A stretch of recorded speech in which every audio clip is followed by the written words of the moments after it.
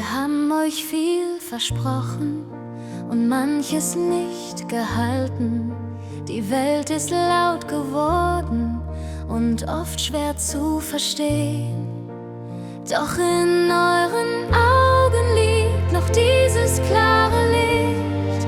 Das fragt nicht nach dem Gestern, nur danach, was morgen ist. Wir sind Kinder der Zukunft, wir tragen sie in uns. Was ihr heute entscheidet, bestimmt unser Morgen schon. Wir sind Kinder der Zukunft, hört uns leise zu.